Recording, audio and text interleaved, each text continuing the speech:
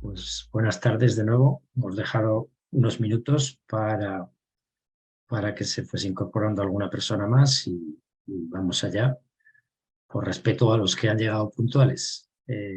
Buenas tardes de nuevo, bienvenidos a este webinar sobre el manejo de plantas en el semillero y en los primeros días en el invernadero. Agradeceros vuestra asistencia en nombre de Coexpal, de Cajamar, de Hispatec y de la Universidad de Almería, que son las 4 instituciones que forman y que integran el Almería Smart Agri Hub. Es un grupo de empresas que lo que hacen fundamentalmente es trabajar en proyectos de investigación, en proyectos de innovación para el sector hortofrutícola de Almería, y que hace unos meses realizamos un trabajo. Bueno, primero me presento yo también, soy Manuel Lainez, coordino, impulso los trabajos de este Almería Smart Agri Hub. Como decía, hace unos meses hicimos una sesión abierta a prácticamente todo el sector de Almería, para escucharle y para conocer cuáles eran sus intereses en cuanto a proyectos de innovación, en cuanto a formación, en cuanto a temas en los que querían disponer de más información.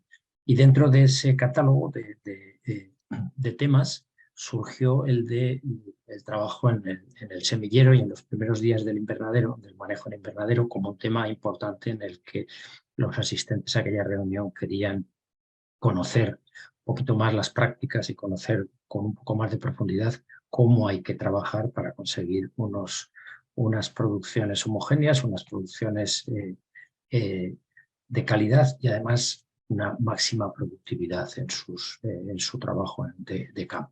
Y ese es el motivo por el que se ha organizado esta sesión, en la que vamos a contar pues, con 4 personas que conocen muy bien todos los ámbitos de la producción en general, de la producción de hortalizas y de frutas de Almería, pero además de esta actividad en los primeros días, en la parte de semillas, en la parte de semilleros y en los primeros días de entrada de las plantas en los invernaderos.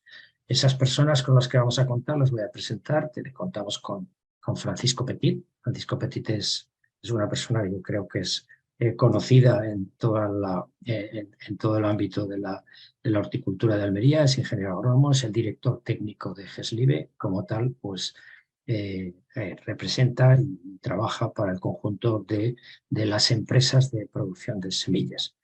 Él nos contará con la idea general sobre la calidad de la semilla, pureza, germinación. Después vamos a contar, aunque en el programa inicial teníamos al presidente de ASEOR, no vamos a tener a su presidente, vamos a tener a su vicepresidente. Vamos a contar, o contamos ya, con Fernando de la Torre Martínez, que es el director general de Tecnobioplan, y que pues, nos va a ilustrar también sobre la calidad de la planta cuando sale del semillero, los trabajos que se hacen y cómo se trabaja desde la asociación para conseguir ese objetivo. Y después, cuando la planta llega en la fase de preparación del invernadero y posteriormente en los primeros días, pues para ilustrarnos sobre cómo hay que preparar el invernadero y cómo pensar en el control de las plagas, tenemos a 2 personas. Tenemos a Juan Antonio, o primero a David Ceric Meca, que es ingeniero técnico agrícola e ingeniero agrónomo por la Universidad de Almería, que ha tenido varias especializaciones en la Universidad Complutense de Madrid y en producción vegetal en la Universidad de Almería. Y desde hace ya unos cuantos años, David ya trabaja como técnico y como investigador del Cajamar, del Centro de las Palmerillas. Y él nos va a contar cómo preparar el invernadero y los primeros cuidados de la planta. Y luego ya, para centrarnos en lo que serían los aspectos más relacionados con el control de plagas y enfermedades, que es uno de los temas específicos importantes dentro de ese trabajo preparatorio de la producción, pues para que nos los cuente vamos a contar con Juan Antonio Sánchez, que también es ingeniero agrónomo, que es el coordinador del área de consultoría de Proyecta Ingenio, que es una empresa del entorno de Coespal y que nos va a ilustrar con este tema. Entonces, les voy a dar paso ya a ellos para que cuenten cada uno en su ámbito. Las presentaciones se van a hacer de manera sucesiva. Si hay alguna pregunta que se quiera hacer, pues se puede hacer en el chat.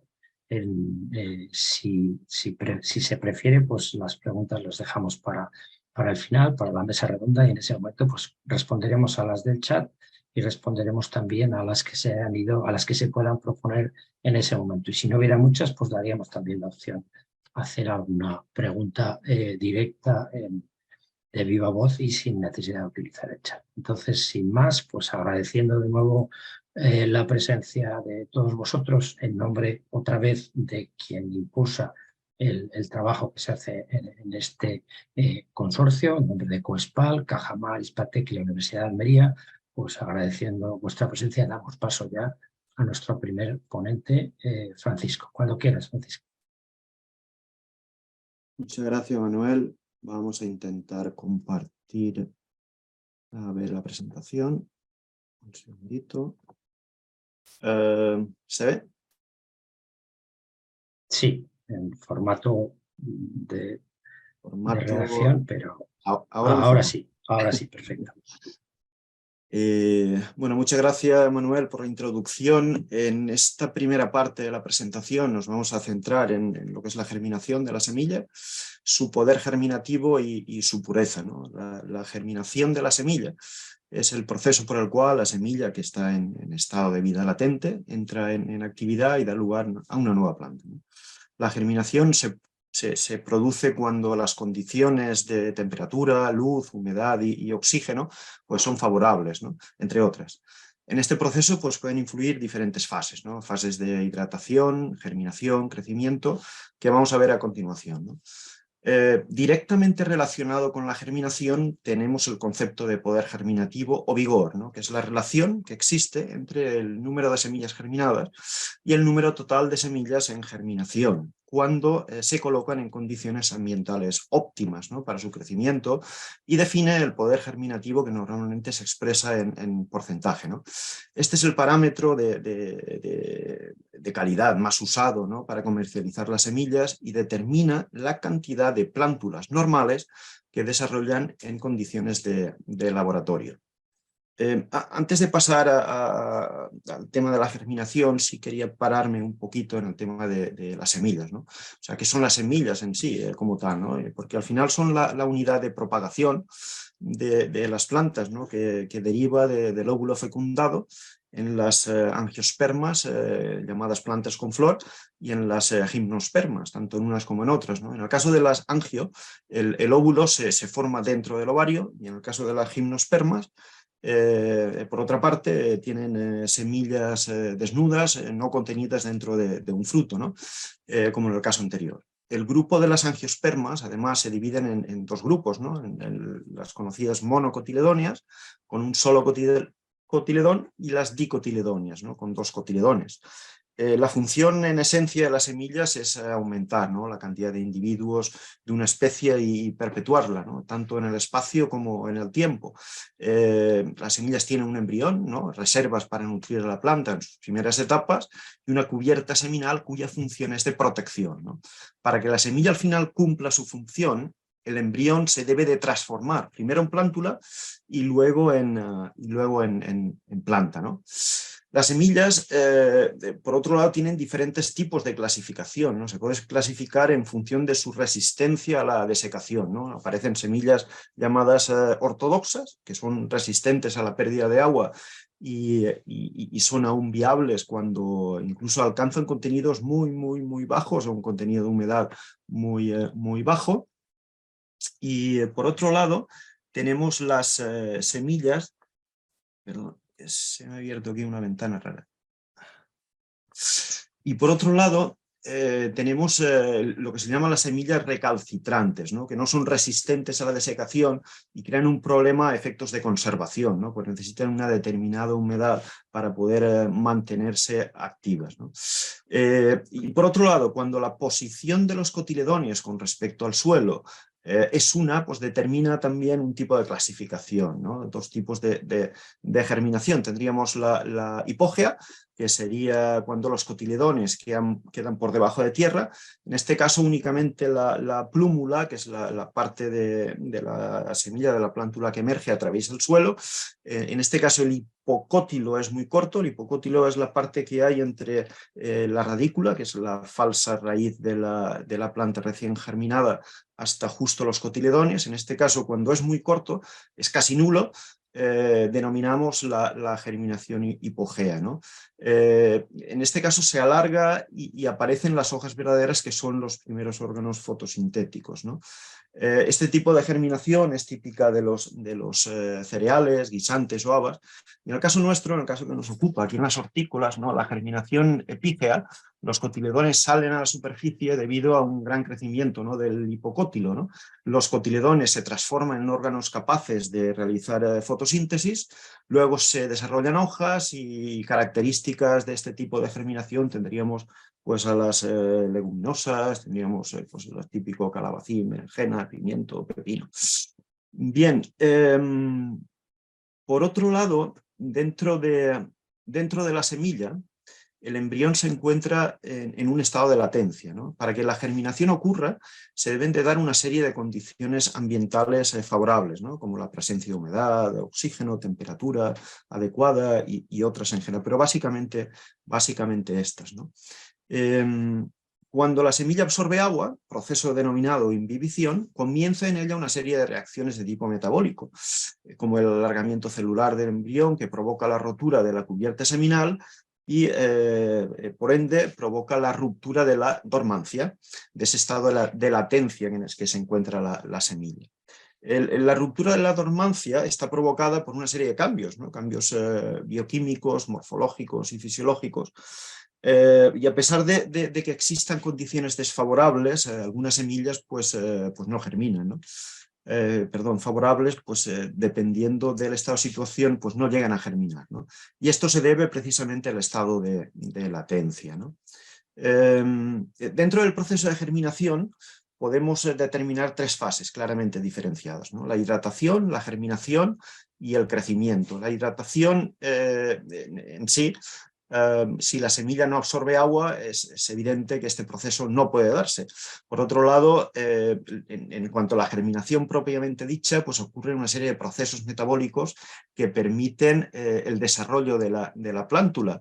Y finalmente aparece una fase de crecimiento, ¿no? Que es cuando emerge la radícula o hipocótilo y empieza a desarrollarse el resto de tejidos celulares de la semilla, ¿no?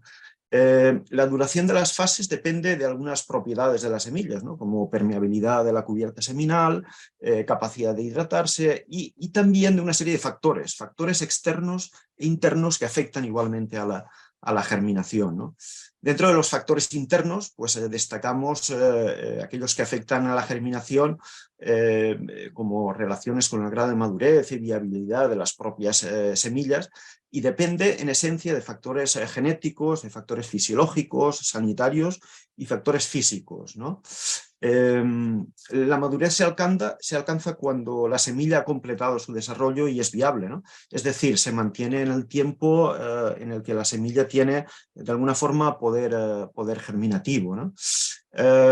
Este es el momento en el cual normalmente se suelen realizar los test de viabilidad. Es decir, ante esta circunstancia hay que analizar la viabilidad de la semilla para que pueda alcanzar ese poder de germinación deseado, ¿no? Y el test de viabilidad, de alguna forma, nos indicará el estado de calidad de la semilla a través de las pruebas de germinación, a través de una serie de tecnologías como rayos X, tecnología de infrarrojos que se utilizan para estudiar esa viabilidad de la semilla, a través de test de enfermedades igualmente y a través de test de pureza, para determinar la composición de un lote y discriminar su selección, bien por peso, por tamaño, por forma, por densidades y también igualmente por selección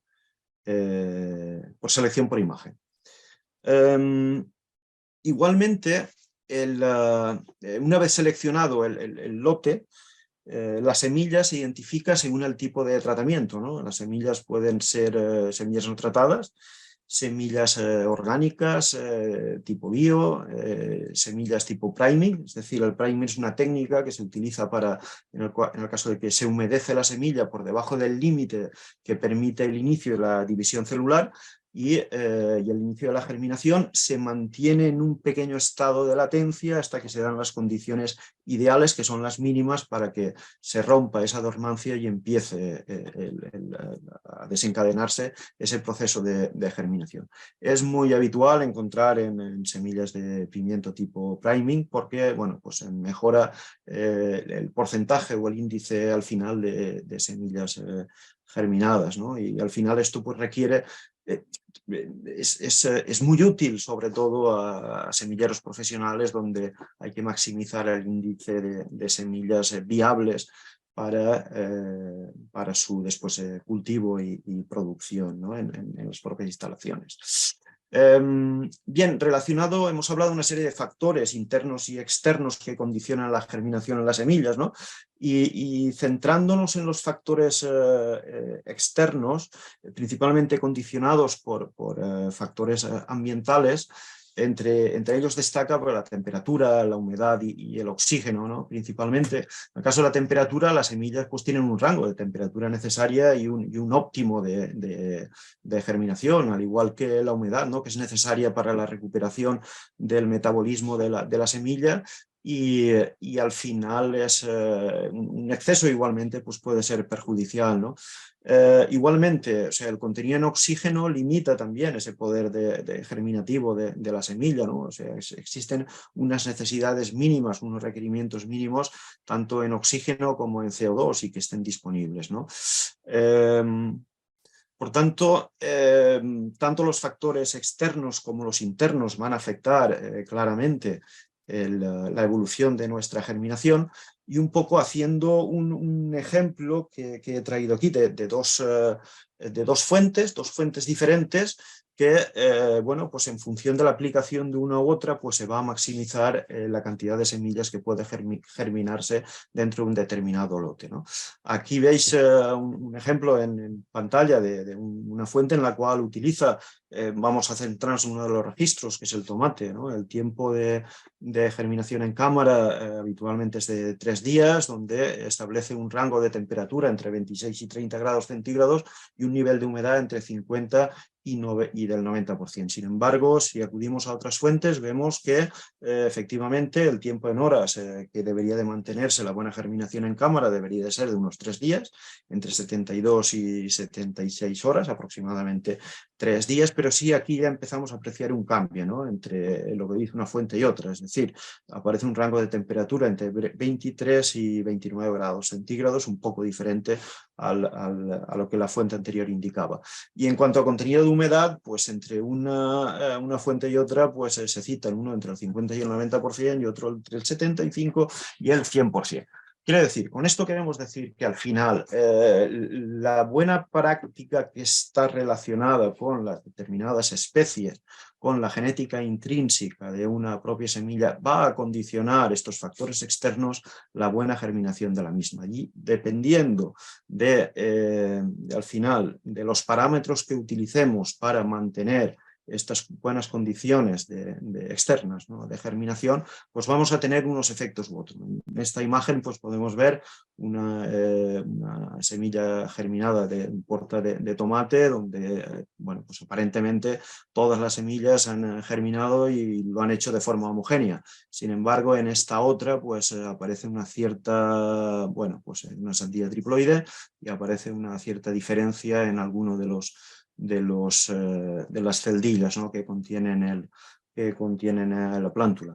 Con esto queremos decir que efectivamente el llegar al óptimo de las condiciones tanto internas como externas para la buena germinación de las semillas es fundamental para tener un buen éxito en la plántula posteriormente.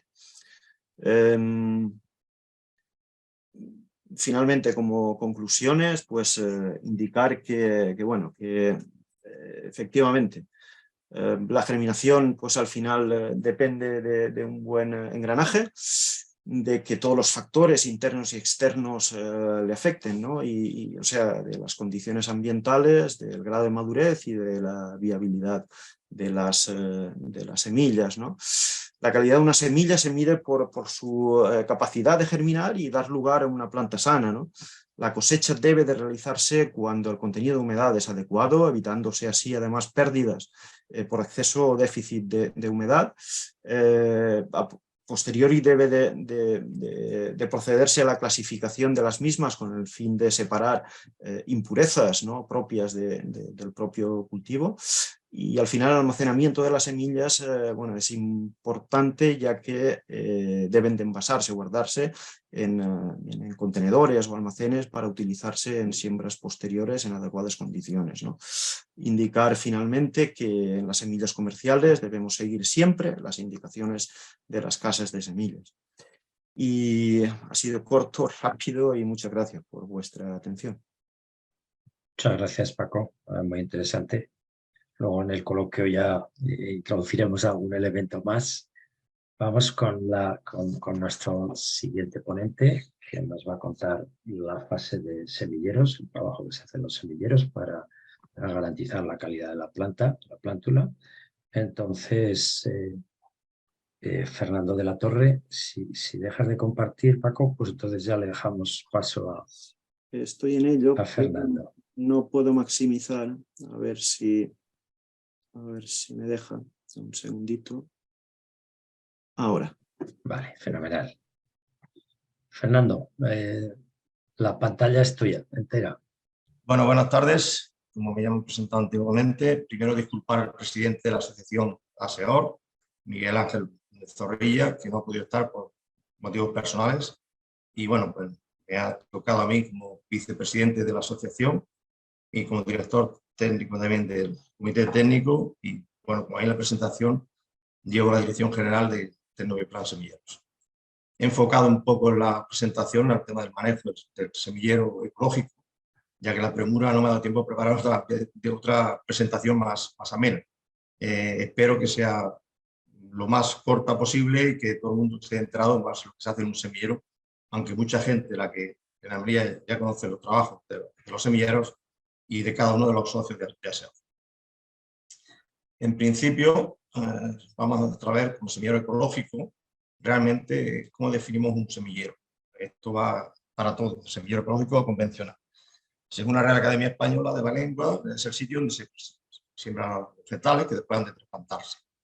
Tradicionalmente, el semillero se ha entendido como una parcela de cultivo para sembrar, germinar y instalar plántulas hasta llegar al momento óptimo de trasplante. Eso ha sido así tradicionalmente, pero actualmente los semilleros son empresas profesionales, empresas agrícolas especializadas en la producción de plántulas.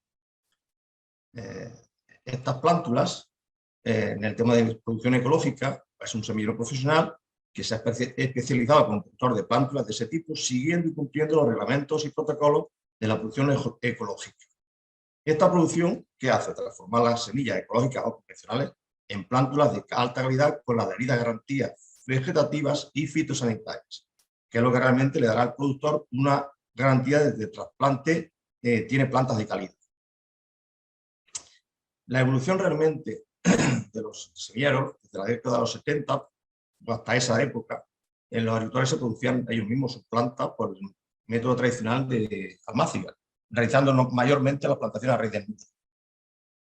A principios de los 80 aparecen los primeros semilleros comerciales con la producción de plántulas en bloques de suelo, y a partir de entonces, fue en el año 82, 84 aproximadamente, se produce la transformación a la producción de plántulas sobre bandejas, lo que actualmente conocemos.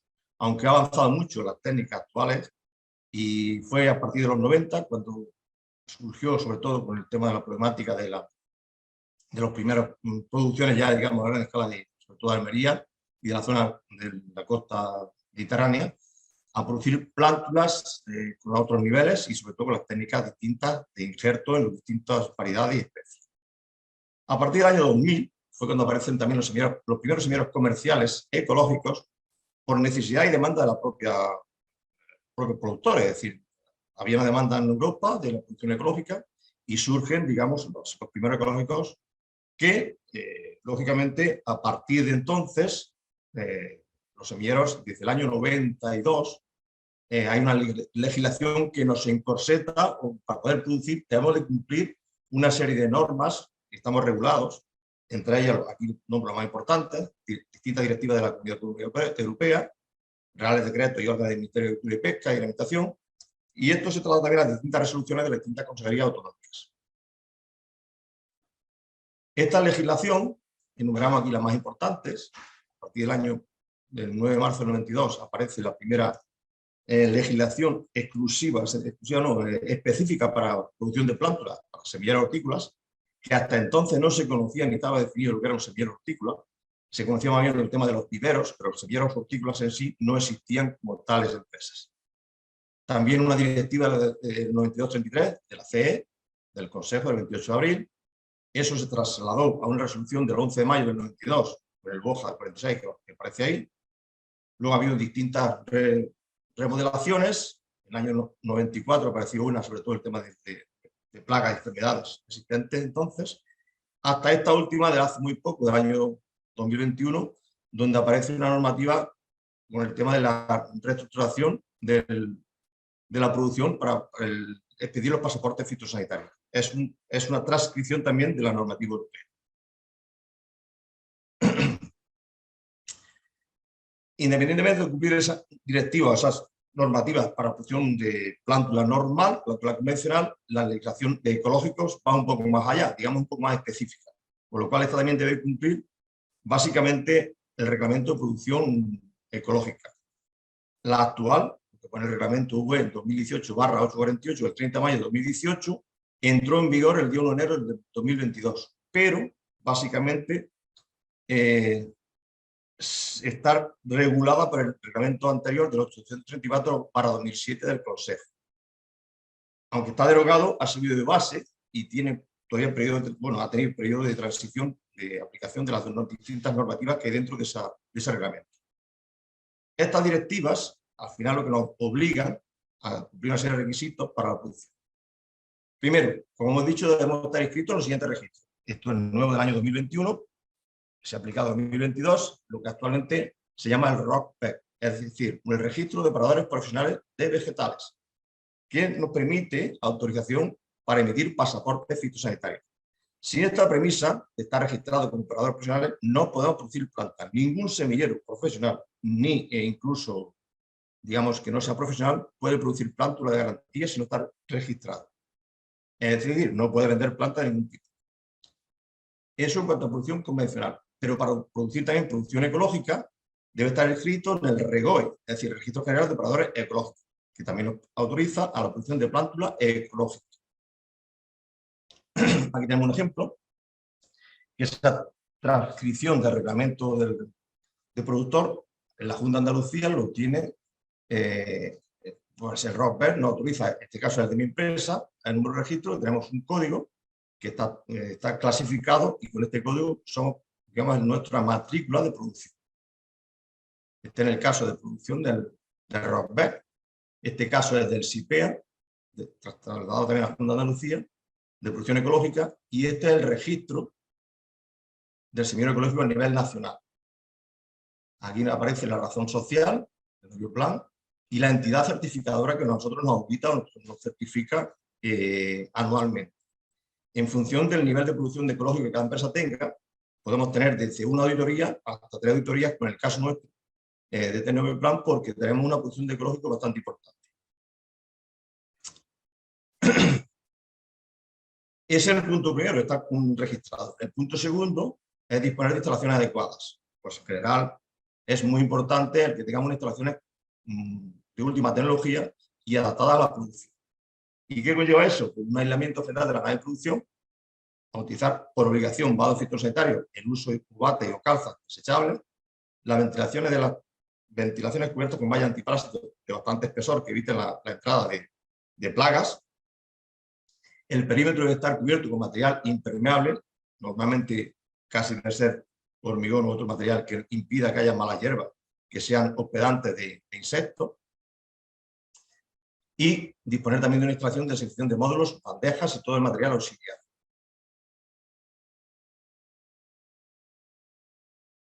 Para el tema de ecológico, Además de todo eso, tenemos que producir en naves de producción separadas físicamente. Lo que es el tren de siembra, separado independiente, las instalaciones de riego y tratamiento, separadas, y las instalaciones de desinfección y módulos también separadas. ¿Por qué es esto? Para evitar la contaminación cruzada de la producción de ecológica con la convencional. El tercer punto, es decir, utilizar semillas debidamente registradas y autorizadas de producción ecológica. Existen excepciones, como ya, bueno, Paco Petit ha dicho algo al respecto. En el caso que no exista variedades de producción y el productor quiera esa variedad, se puede utilizar semillas no ecológicas siempre y cuando no sean semillas tratadas con productos químicos. Entonces, pero siempre bajo el reglamento, bajo el uso con la utilización del organismo de control. Lo ideal es siempre utilizar semillas ecológicas, pero no tenemos la suficiente producción ni en tiempo ni en forma, a veces, de todas las variedades que se ponen en funcionamiento. El cuarto punto sería el uso de sustratos certificados. Estos sustratos o mezclas de productos de ellos deben ser de origen natural sin infección química. Estructuras naturales, fibra de coco, perlita, vermiculita, compost orgánico. Todo eso al final hace una serie de mezclas que nosotros utilizamos con garantía de que no tengan productos, digamos, que no sean de origen natural para la producción ecológica. Igualmente, el uso de bandejas y fundas identificadas por la funda de un solo uso y las bandejas que sean identificadas para la producción ecológica, es decir, están marcadas para no tener producción cruzada. El sexto punto sería cámara de germinación y cultivo, también recintos totalmente separados e identificados para evitar la contaminación, como he dicho anteriormente, contaminación cruzada. El séptimo punto sería mantener un registro constante de las semillas sembradas, es decir, especie, variedad, cantidad, número de lote, casa productora, durante al menos 2 años. Punto octavo, llevar un registro del libro de tratamiento fitosanitario, manteniendo también durante 2 años. Noveno, adoptar las medidas necesarias que garanticen la calidad fitosanitaria de los procesos de insumos, semillas, turbas, agua, bandejas y otros medios de producción. ¿Cómo se hace eso? Pues en el caso de las semillas, exigir certificados de control a las semillas. En el caso de las turbas y sustratos, certificación de las casas de origen que nos manden certificación de que se ha producido de la forma que se ha hecho. Y por nuestra parte, dentro de nuestros controles del tema de producción de semillero, análisis y control del agua de riego y análisis de todos los fertilizantes e insumos que utilizamos en producción ecológica. Por último, bueno, el 10º punto sería pedir el pasaporte fitosanitario, que lo garantice que se ha hecho una planta de producción de calidad en las instalaciones. El punto 11 sería mantener el sistema de control y trazabilidad. Y el punto 12 es disponer de un técnico titulado responsable de ese control. ¿Con qué finalidad? Bueno, la principal finalidad es mantener siempre identificada la partida de planta por la unidad de producción. Cultivar de acuerdo a las características varietales por agrupación o especies. Comprobar la calidad de los lotes diferentes. Mejorar y facilitar las labores internas. Y ello también reducir los errores y mejorar el proceso de producción. Porque el proceso de producción, que vamos a entrar ahora en él, es cualquier semillero en su proceso de producción lo que busca es unas plantas de calidad que ofrecer al productor final del campo, es plantas sanas. Cuanto más rica en materia seca, mucho mejor, porque eso va en relación directa con la producción final. Plantas compactas, no aisladas, homogéneas, y que al final tengan una relación tallo-raíz. Es un sistema radicular blanco, muchos pelos absorbentes, que al final tenga un buen enraizamiento en campo y no haya las mínimas marras posibles de trasplante. Para hacer este proceso de producción hay una serie de pasos también, que lo primero que debe hacer es, digamos, lo que hace es una trazabilidad completa, donde tenemos una serie de puntos bien identificados. Primero, tenemos que saber el cliente. Ahí tenemos todos los datos del cliente. Segundo, la semilla, el producto que estamos produciendo. El formato de producción, es decir, en qué nos pide el cliente la planta. ¿Qué bandeja, tipo de sustrato, fecha de trasplante? Todo eso tenemos que saberlo para llegar al momento óptimo de trasplante. En el proceso de siembra, nosotros tenemos que saber, en función de lo que tenemos datos anteriores, sembrarlo en la bandeja adecuada, con el sustrato adecuado y con el tiempo suficiente de antelación para que el trasplante se realice en la fecha que el cliente nos ha pedido.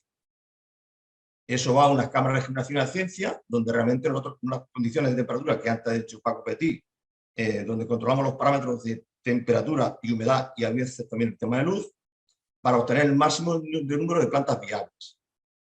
El siguiente paso, una vez que la planta está entre 24 horas y 5 días, depende de la especie y variedades, en cámara de germinación en condiciones óptimas, pasaría al extendido a la mesa de cultivo. La mesa de cultivo simplemente son las mesas donde nosotros cultivamos la plántula, donde se inician los primeros riegos para que la planta emerja y a partir de ahí empezar con los tratamientos de riego y abonos necesarios.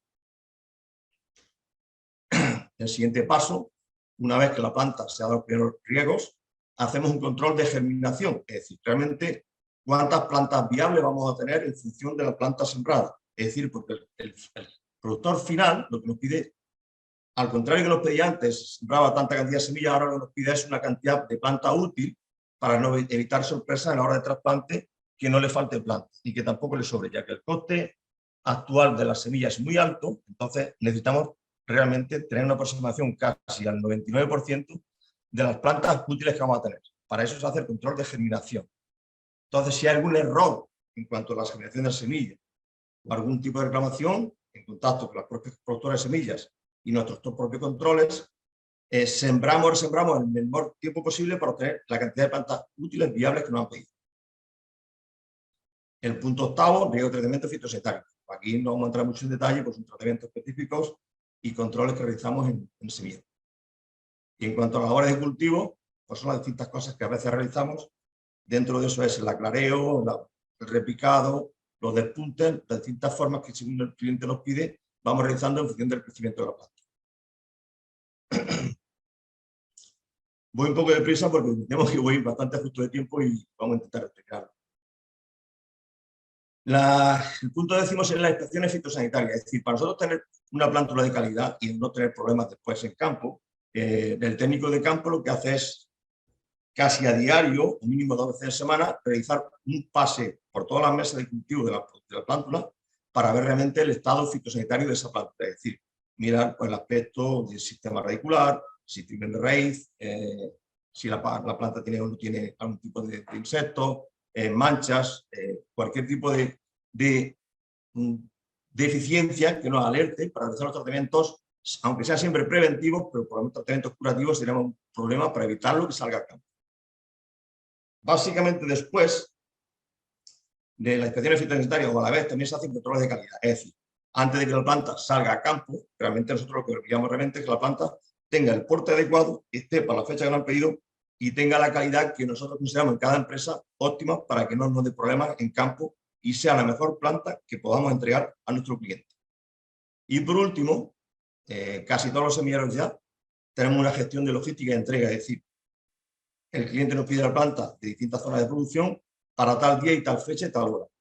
Entonces nosotros, con nuestra propia flota de transporte y nuestros carros, siempre mejor entregar la plántula en camiones propios especializados donde van perfectamente identificadas con su pasaporte fitosanitario, su identificado en cada carro, con sus coberturas, camiones cerrados, para que no sufra ningún deterioro la planta desde que sale de nuestras instalaciones hasta la entrega en las instalaciones del cliente. Al final, para nosotros tener esto, tenemos que tener una profilaxis, y son las medidas de control para evitar graves incidencias de plagas enfermedades contagiosas, sobre todo contagiosas, en el cultivo y sobre todo en la práctica del injerto, que es, digamos, donde debe ser mucho más férrea, siguiendo unas pautas. Estas pautas serían calendario preventivo de tratamientos fitosanitarios, es decir, antes que tengamos el problema tenemos que anticiparnos de que pueda surgir, basándonos en qué, pues, posibles plagas o enfermedades, bacteriosis o virosis existentes o que nos puedan atacar en las distintas épocas de cultivo.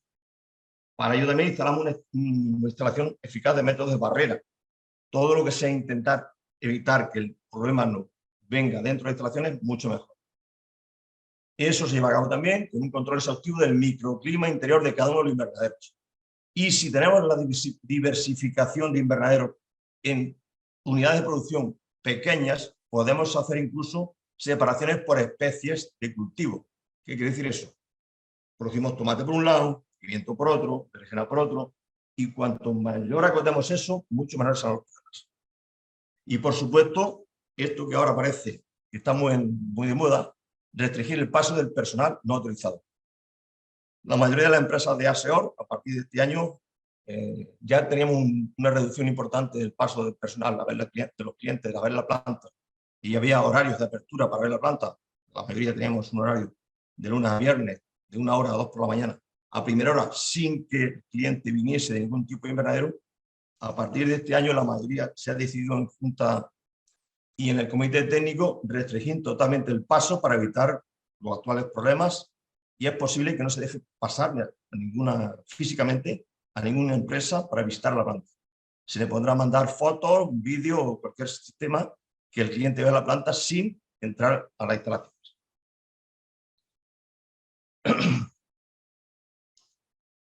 El punto quinto, es decir, nosotros tenemos que tener esa profilaxis, desinfección del taller y los materiales de injerto básico, desinfección también de las cámaras de prendimiento, desinfección de los carros de transporte cada vez que van a campo y vienen, inclusive de los camiones, aislamiento de la unidad de producción, por supuesto revisión periódica del material vegetal. Eso nos lleva a que todos los días hay que hacer una limpieza y muy exhaustiva de cada una, sobre todo las naves de producción de injertos, los talleres de injertos. Total, eso al final nos lleva a que tenemos que tener una trazabilidad, que son los procedimientos que casi hemos venido explicando a lo largo de toda la presentación, que nos permite seguir la evolución del producto en cada una de las etapas de producción. Como tienen etapas muy bien diferenciadas, cada una de las etapas de los tiempos y parámetros bien definidos, eso hace que tenemos que tener una instalación de un plan eficaz de control muy exhaustivo. Para ello hay que tener un estudio y control de los puntos críticos, donde nos pueden venir los problemas. Esa gestión del proceso productivo que acabamos de ver.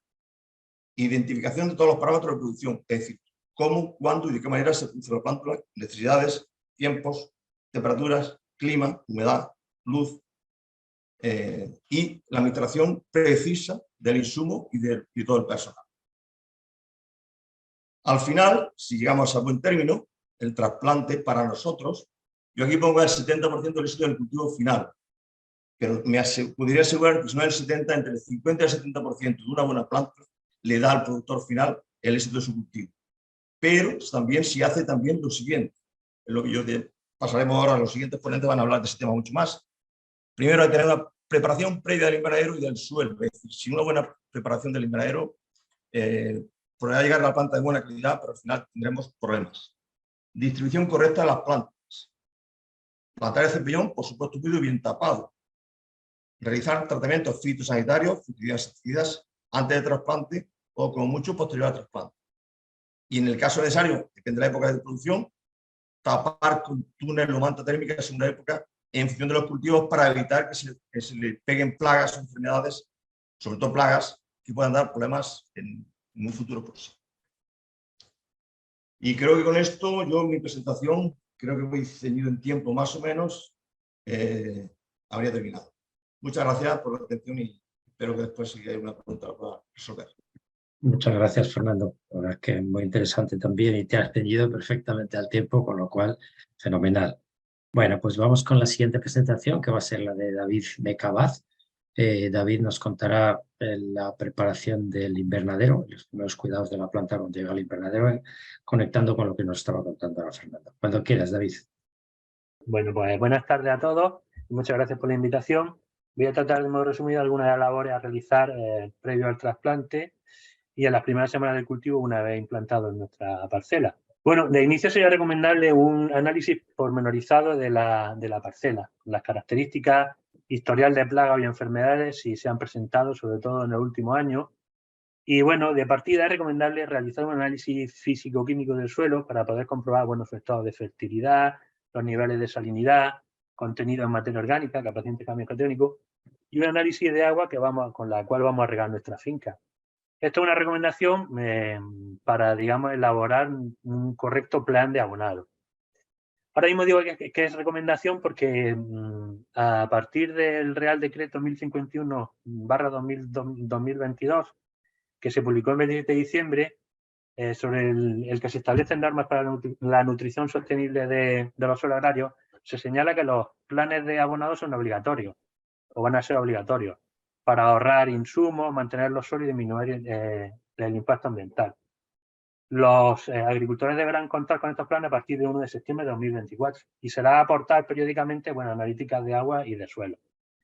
Bueno, Cajamar, a través de Plataforma Tierra, puso y está poniendo al servicio de los agricultores diversas herramientas predictivas y de recomendaciones climáticas y de riego que nos facilitarán el cumplimiento de esta requerida del decreto. Además, bueno, para no desaprovechar recursos de agua, que como estamos escuchando últimamente, pues es un recurso bastante limitado. Yo os pongo más o menos una gráfica de un plan de abonado y de riego realizado con la aplicación de riego de la plataforma. Bueno, debemos de realizar el muestreo de suelo inicial, bueno, muestrear siempre con el mismo criterio y si es posible, bueno, que sea la misma persona, que debidamente cualificada, tomar de 0 a 30 centímetros de profundidad o los 20 primeros centímetros de profundidad en invernadero, que es donde va a estar la zona radicular. Recorrido de la parcela aleatorio en zigzag, mostrando varios puntos en función de las dimensiones de la parcela. Conseguiremos una muestra de entre 2 y 4 kilos de suelo. Muchas veces, si es para seguimiento nutricional, puede ser interesante hacer coincidir los puntos de muestreo de las plantas elegidas con plantas que luego en el posterior analicemos foliarmente o analicemos su savia. Si es para identificar problemas nutricionales, pues bueno, pues podemos tomar muestras donde están las plantas más afectadas y donde están las plantas sanas. Y a la hora de muestra del suelo, bueno, hay determinadas zonas a evitar, como son zonas donde haya terreno erosionado, haya zonas de encharcamiento o acumulación de sales superficiales, restos de materia orgánica de trasplantes anteriores, o incluso los 3 o 4 últimos metros junto a pasillo y banda por una mayor deshidratación por viento, o los finales de ramales de riego porque pueden estar obstruidos por salinidad. Bueno, otra manera de preparar el suelo, bueno, en Almería es muy típico también, bueno, hacer la preparación del suelo, lo que sería el suelo, la parcela entera, o lo que se conoce como preparación del suelo en carillas, que lo que se hace normalmente, bueno, se prepara el suelo donde se van a colocar las gomas de riego, donde a posteriori donde va a ir el cultivo. Entonces, bueno, en el caso nuestro que tengamos en el arenado, se abrirían las carillas, esparciríamos lo que sería la materia orgánica y esparciríamos los fertilizantes. Aplicaríamos una enmienda si fuese necesaria, se pasaría el rotovator en el cual envolveríamos el suelo, cerraríamos las carillas de nuevo, colocaríamos las gomas de riego y empezamos a regar. ¿Vale? En los últimos años se están incorporando restos vegetales, los mismos restos vegetales que se generan en la finca, otros restos vegetales como abonos verdes. Los abonos verdes serían básicamente cultivos que se siembran para ser recortados e incorporados al suelo en el mismo lugar donde se han producido. Incorporarlo en la rotación, sería ideal incorporar en la rotación, como se hace en cultivo ecológico, una leguminosa por su capacidad de fijar el nitrógeno atmosférico. Y bueno, los abonos verdes, bueno, aumentan la fertilidad de los agrosistemas al aportar materia orgánica y activar la vida de los microorganismos del suelo. Sus raíces mejoran la estructura del suelo, protegen el suelo de erosión y bueno, estimulan la microflora mineralizadora del suelo que descompondrá la materia orgánica. Y bueno, favorecen también la nutrición de las plantas de cultivos. Otro cultivo que también se puede cultivar son crucíferas tipo nabos forrajeros o tipo nabos forrajeros, que son de rápido desarrollo y las convierte muy adecuadas cuando se dispone de poco tiempo entre cultivos y tiene un rápido crecimiento. Además de que produce un efecto asfixiante sobre las hierbas adventicias que no las deja desarrollarse. Igualmente, por otra parte, son capaces de utilizar las reservas minerales muy eficientemente gracias a la longitud del sistema radicular que tienen las crucíferas. Acumulando importantes cantidades de elementos en sus partes aéreas que luego serán devueltos al suelo. Y luego tienen también un efecto que es una vez empiezan a descomponerse, producen sustancias orgánicas tóxicas para la mayoría de organismos nocivos para las plantas. Estas sustancias son glucosilonatos que por hidrólisis dan lugar a isotiocianatos que son considerados como uno de los productos más tóxicos para nemátodos, bacterias, hongos, insectos y germinación de las semillas. En horticultura intensiva no es una práctica muy habitual utilizarlo, pero puede ser una herramienta bastante importante en el futuro. Sí que se está haciendo aprovechando los mismos restos vegetales que se generan en la finca, en fresco, se pican y se incorporan en el suelo como enmienda orgánica, pues mejorando las propiedades físicas, químicas y biológicas del suelo. Para ello, bueno, debemos de quitar los tutores, ganchos, hilos que puedan provocar el tranque de la máquina picadora. Bueno, previamente, si tenemos el convencimiento de que se van a incorporar los restos vegetales, podemos diseñar el sistema de entutorado que nos facilite luego la labor de quitar, por lo tanto son las grapas los que empleemos en el entutorado para luego nos facilitarnos la labor de incorporarlo al suelo. Normalmente suele hacerse en los pasillos centrales o también se suele hacer en la misma superficie del terreno si no está enarenado. Bueno, y es muy importante hacer todo, digamos, lo que es el levantamiento del cultivo, el picado dentro de las primeras 24 horas para que no se deshidraten en exceso, ya que si se deshidratan mucho o es material muy lignificado, pues puede dañarnos y pueden incluso rompernos los aperos que utilizamos para el picado de los mismos. Bueno, ya os digo, el incorporar restos vegetales, además del beneficio que puede suponer el aportar nutrientes que han acumulado en otro órgano de la planta que no hemos aprovechado, bueno, también por el efecto biocida, como hemos comentado para el tema de las cruces. Si el suelo no está enenado, como ocurre en muchas fincas, bueno, pues se puede hacer el picado directamente de los restos vegetales sobre la superficie del suelo, se pasa igualmente el rotovato y luego bueno, se puede solanizar.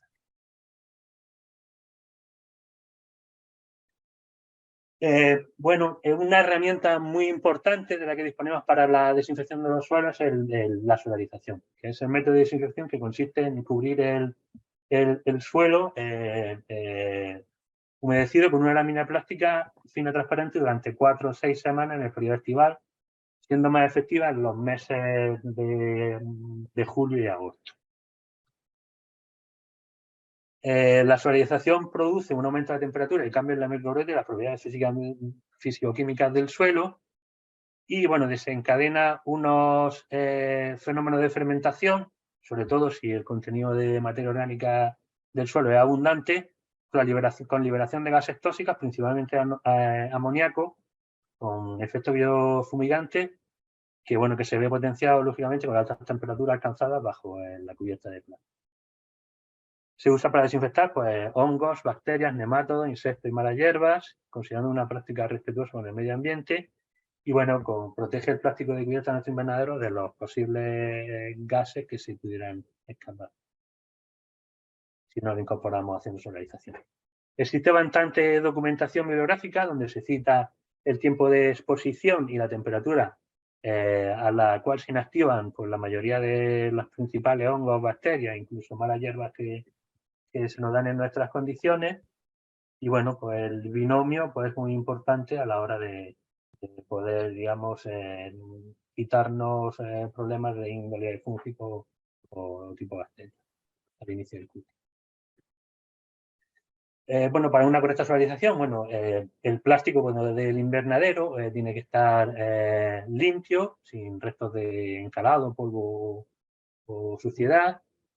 Se eliminarán las malas hierbas, los restos de cultivo anterior, los elementos que pueden perforar la lámina del plástico, los terrones, alambres, piedras, etcétera, ya que nos puede romper el plástico y no ser todo efectivo el proceso de solarización que queremos. El suelo se debe encontrar nivelado y mullido y, bueno, los suelos enarenados y vinará la arena para empalajar y tapar los hoyos del cultivo anterior.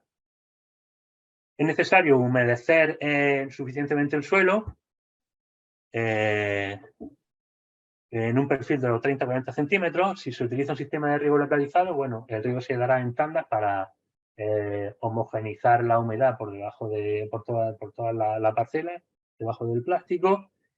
Se dará en 2 tandas, como comento. Tras la primera tanda se moverán los ramales portagoteros para cubrir la totalidad del terreno. Y luego colocamos la lámina de plástico y se dará la segunda tanda. Si el suelo está sin arena en el momento en que se pueda pisar el suelo, pues se cubre con la lámina de plástico transparente de 20 a 50 micras. Debe quedar en contacto con el suelo sin formar bolsas perfectamente extendidas y estancos. En los bordes se debe asegurar el plástico con surcos profundos. Hay que tener en cuenta que se pierde cierta flexibilidad en una franja de unos 60 centímetros de ancho en los bordes. Y bueno, lógicamente, para alcanzar el máximo poder de solarización, pues bueno, el invernadero tiene que estar cerrado. Y como hemos comentado, pues mantenerlo entre 4 y 6 semanas. La solarización mixta, bueno, consistiría más o menos en lo mismo, en lo cual se incorpora algún tipo de desinfectante químico. Y bueno, pues el hecho de colocar la lámina de plástico pues, fundamentalmente influye en que se disminuye el riesgo de intoxicación dentro del invernadero y bueno, lo que sería el deterioro químico de las cubiertas del plástico si la desinfección química se hiciera sin el plástico solarización. Bueno, para controlar la humedad en el proceso de solarización, bueno, se pueden instalar tensiómetros y bueno, también una vez que quitamos el plástico, retiramos el plástico de solarización, estiramos las gomas previo a la plantación. Bueno, sí que pues, en ese periodo sí que debemos de tener instalados tensiómetros, bueno, para ir balanceando la frecuencia y la dosis de riego. Y bueno, ya últimamente existen en el mercado, bueno, electrotensiómetros que nos lo podemos conectar directamente a nuestro móvil, a nuestra plataforma o a nuestro ordenador para tener la lectura, incluso a cabezal de riego para que digamos los riegos los den de forma automatizada. Bueno, prácticamente todos nuestros cultivos se van a hacer mediante gestión integrada de plagas. Bueno, pues debemos de partir con plantas sanas, libres de plagas. La sanidad vegetal empieza por la correcta elección del material vegetal, prácticamente. La primera medida sería seleccionar el material vegetal adecuado, viendo si existen variedades autóctonas suficientemente adaptadas al medio y con determinada resistencia resistencia a determinadas plagas infectadas. Revisar las estructuras de invernadero, los cerramientos y barreras que impidan o retrasen la entrada de plagas manteniendo la ventilación. Buscamos cerramientos herméticos en el que los puntos de comunicación entre el interior y el exterior del invernadero estén protegidos para evitar entrada de plagas y tenemos que evitar fotografías como las que estamos viendo. Colocación de trampas cromotrópicas amarillas y azules, mínima 50 de cada color por hectárea, por todo el cultivo, reforzando las zonas más propensas a entrada de plagas como bandas, puertas de ventanas cenitales. Han de utilizarse trampas con gran cantidad de pegamento y en dosis altas de color azul y amarillo. Reforzar las dobles puertas para que se mantengan siempre cerradas con cadenas, o colocación incluso en los vestíbulos de placa amarilla y azules o placas en la entrada al invernadero, en los cuales vamos contabilizando en estas pequeñas franjas que se quedan, pues el número para tener un conteo de la entrada, un conteo exacto de la entrada de insectos plaga aproximada. Colocación e inicio de cultivo de trampas para su captura masiva de insectos plaga, como trampas de feromonas, trampas de luz, etcétera. Trampas, por ejemplo, como la que os muestro a la izquierda, con una feromona para la captura de tris. Cuando hay altas poblaciones de tris, pues nos ayudan a capturar mucho. Asegurar hermeticidad del invernadero. Muestro fotos que se tomaron en el año 2013-2014, cuando empezaron a detectarse los primeros casos del virus de la cuchara de Nueva Delhi en cultivo de calabacín, que se hizo un esfuerzo por lo que es asegurar la hermeticidad del invernadero. Hoy veis, pues los mismos agricultores pues, acometieron medidas para asegurar la medida posible. Hay que gestionar muy bien los restos vegetales. La ingeniería rural es una obligación de derecho de todos los agricultores, ya que la acumulación de restos vegetales en el campo pueden convertirse en focos de transmisión de plagas. Para eso, bueno, una prueba que muestra un contenedor de un ensayo que tuvimos con un alto nivel de presencia de plagas de tuta absoluta. Los restos vegetales estaban dentro del contenedor y como realizamos un ensayo y vimos que la tuta podía estar emergiendo de la planta de tomate transcurría 2 o 3 semanas, pues los cubrimos con plástico y bueno, puntualmente echamos fotos y veis más o menos cómo iban saliendo, seguían eclosionando adultos. Bueno, previo al cultivo, muchas veces pues podemos mejorar sencillamente de modo sencillo la ventilación lateral de invernadero, nada más que, pues, por ejemplo, como veis en la imagen, pues regulando el final de carril. ¿Vale? Duplicamos la superficie de ventilación para las primeras semanas de cultivo. ¿Vale? Otra opción, por ejemplo, el lavado es muy importante al inicio del cultivo, lavar lo que son las mallas de las mallas anti-insectos que tenemos en las ventanas, para mejorar la ventilación. Incluso muchas veces en las primeras semanas se detectan en las mallas arañas rojas y arañas blancas, por lo cual podemos también evitar problemas. Bueno, ha comentado algo también Fernando, de doble puerta y colocación de manta térmica en forma de túnel durante las primeras semanas de cultivo, a modo de protección, las mallas anti-insectos tenerlas limpias, bueno, intentar tener un clima adecuado dentro del invernadero para evitar exceso de humedad o goteo sobre las plantas, retirar los restos vegetales. Otra herramienta muy importante es el empleo de dobles techos, muy recomendable, ya que gestionándolo de manera eficiente, bueno, pues minimiza el goteo de condensación sobre el cultivo, disminuyendo el riesgo de enfermedades fúngicas. Eliminación temprana de las plantas afectadas por virosis desde el inicio del cultivo, mediante embolsado y deshidratación, y entrega un gestor utilizado de los restos vegetales. Bueno, yo creo que supongo que Juan Antonio hablará un poquito más, pero bueno, es muy importante realizar la inspección de las plantas y de las trampas cromotrópicas que instalamos dentro del invernadero, seguimientos semanales. Debemos saber identificar correctamente qué plagas son y el estadio en el que se encuentran para elegir la medida idónea para poder combatirlas. Detección precoz de foco de plaga, no es lo mismo corregir un grupo reducido de plantas que no una extensión más grande. Identificación si la hay de la tendencia de propagación, si por ejemplo dentro de Levante, pues sabemos que a lo mejor por la zona de Levante no va a entrar más mosca blanca, o el trigo no entra por la banda norte. Evaluar la eficacia de las medidas de control y es imprescindible llevar un registro. Bueno, pues como digo, es muy importante, pues, con diferentes fichitas como las que aparecen ahí, pues, bueno, si detectamos algún foco, pues señalizarlo lo antes posible. ¿Vale? Y luego, bueno, hacer conteo, bueno, hay diferentes tipos de estadillos, pues los cuales, pues bueno, pues se puede hacer un conteo de plantas. Normalmente se elegirá en torno a unas 15, 20 plantas al azar, haciendo un recorrido en zigzag por la parcela. Y bueno, de la observación de distintos órganos vegetativos, la observación de distintos parámetros, pues valoramos qué estrategia, qué suelta de enemigos naturales efectuar, etc. Las medidas de control básicamente van a estar basadas, ya que estamos los gestionadores de plagas, en el control biológico, que es un fenómeno natural de regulación de la densidad de organismos considerados plagas por sus enemigos naturales, y se basa en el empleo básicamente de depredadores,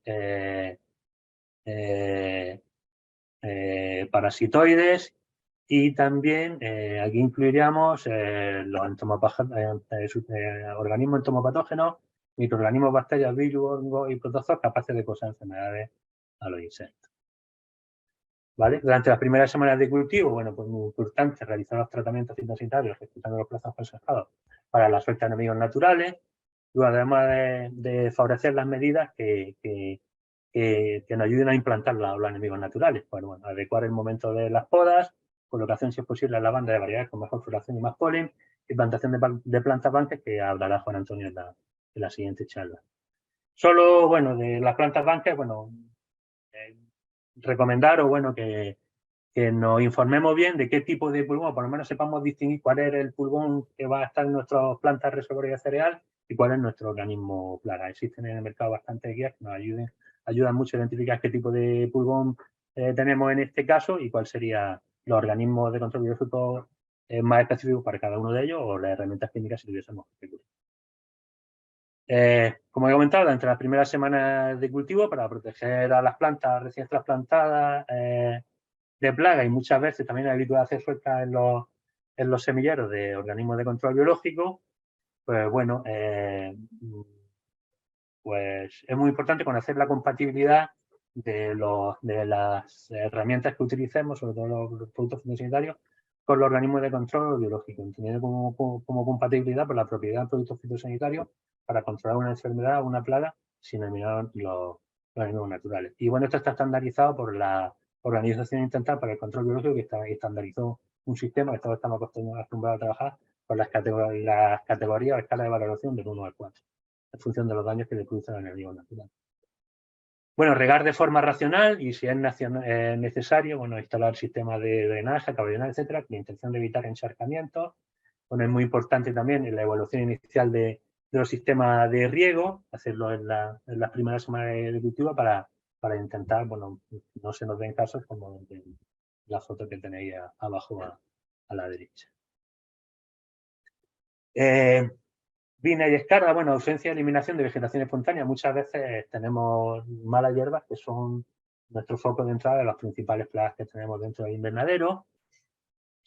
Para disminuir el riesgo de transmisión de enfermedades fúngicas, bacterianas y tal, pues se deben desinfectar las herramientas de poda.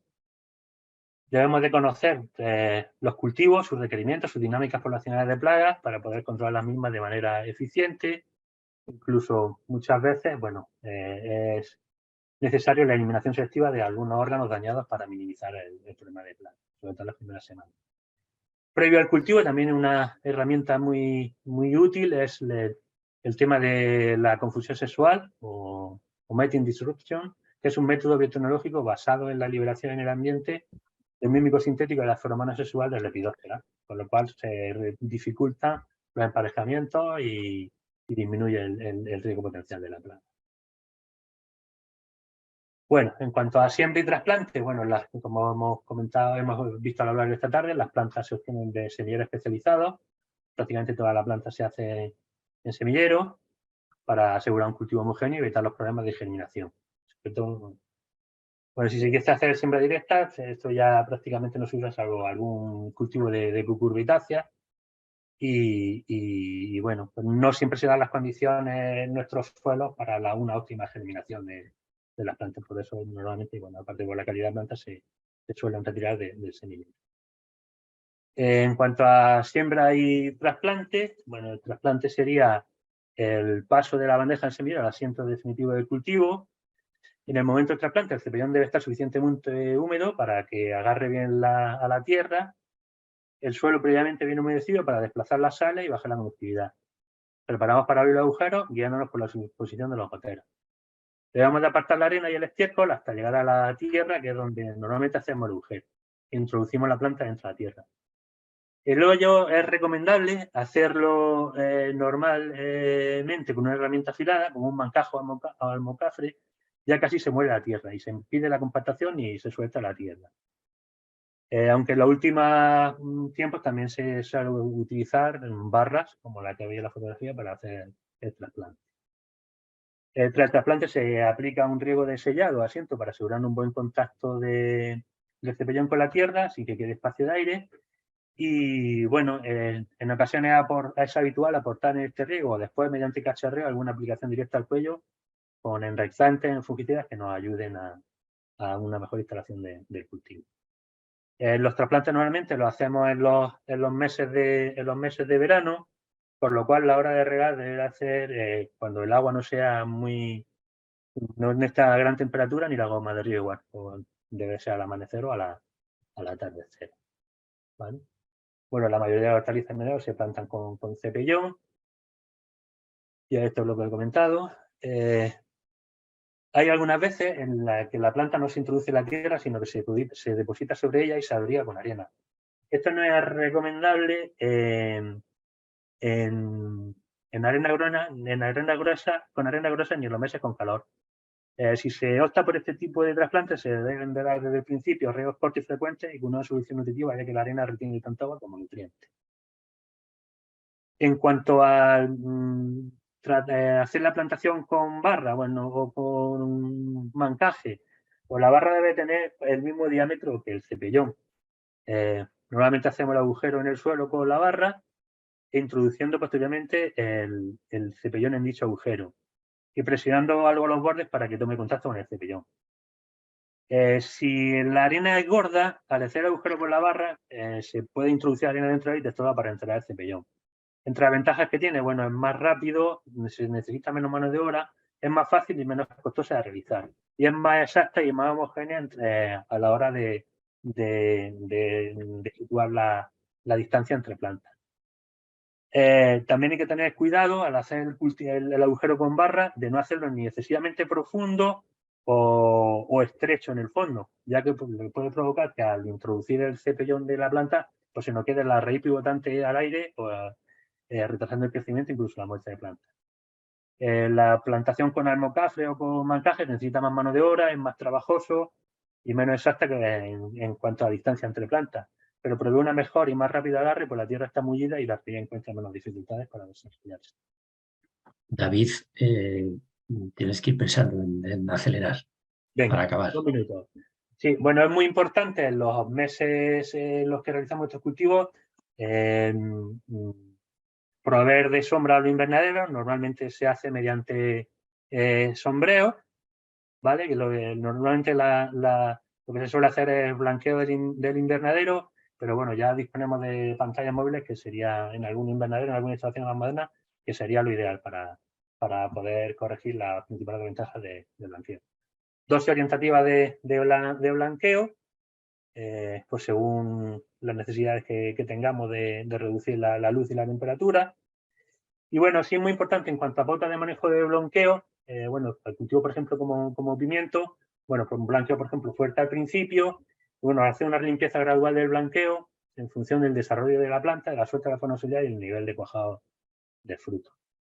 Densidades de plantación, bueno, hay que potenciar las prácticas culturales que optimicen la intersección de la radiación y el reparto de frutos asimilados.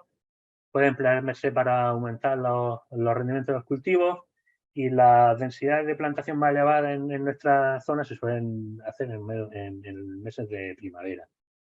Bueno, lo ideal es optimizar los marcos de plantación, intentar trabajar con marcos de plantación diferentes a lo largo de los años para intentar, digamos, no cultivar siempre en la misma superficie de terreno, si se puede, dentro de la misma parcela.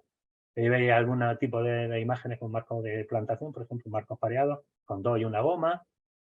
El entutorado, bueno, son las labores necesarias para mantener los cultivos erguidos. Normalmente se emplean como tutores racias de polipropileno que se sujetan en parrillados. Y bueno, pues normalmente, bueno, pues la primera semana se van atando los hilos mediante el clic o directamente con nudo, ¿vale?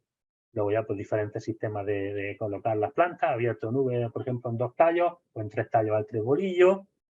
Aquí, digamos, por cultivo he querido resumir a modo de en un cuadro, pues, bueno, los diferentes tipos de trabajos que hay que realizar, sobre todo en la primera semana, pues si es muy frecuente o poco frecuente. La presentación, como la tendréis, pues bueno, ahí lo podréis ver. Luego también otra labor que suele hacer aporcado al principio del cultivo, es práctica, consiste en abrigar la planta con arena o tierra para fomentar la creación de un mayor número de raíces. Y bueno, los meses de calor pues hay que retrasarlo lógicamente para no provocar quemadura de la planta. Diferentes podas de formación, pues eliminando hojas para dejar permitir el paso de luz. Deshojado, bueno, es muy importante remover las hojas senescentes para facilitar la irrigación y mejorar el color de los frutos.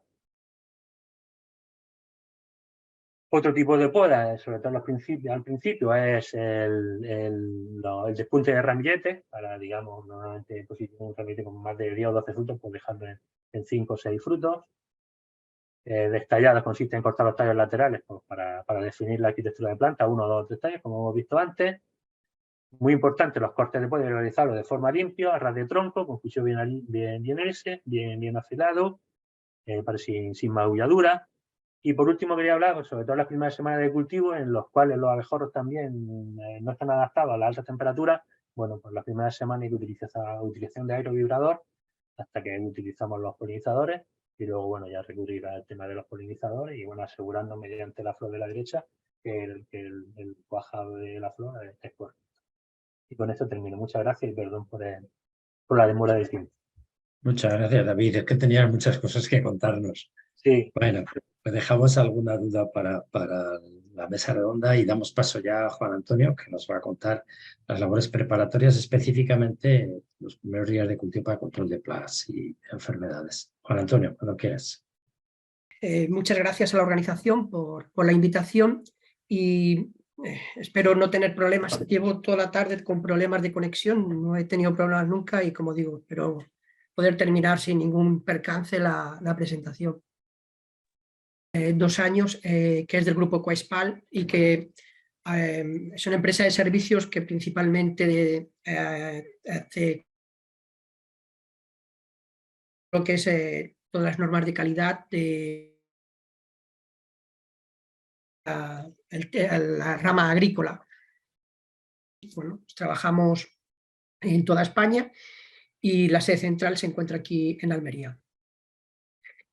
Bien, estamos viendo que hay bastantes cambios que se están produciendo, ya vamos produciendo los cambios climáticos que están apareciendo a nivel global y bueno, eso quieras que no a nuestra rama agrícola, igual que a toda la sociedad, pues nos afecta bastante. Estas últimas semanas ha salido a la publicación un informe de la Organización Meteorológica Mundial en el cual los últimos 8 años han sido los más cálidos registrados a nivel mundial desde que se tienen registros. Eso afecta, quieras que no, a nuestro sistema de producción. Sin ir más lejos, se han quedado aquí, desde la estación meteorológica del aeropuerto de Almería, las temperaturas que hemos tenido en los meses de otoño, donde hemos tenido la verdad que un mes de otoño bastante complicado en el manejo de cultivos, en el manejo de plagas.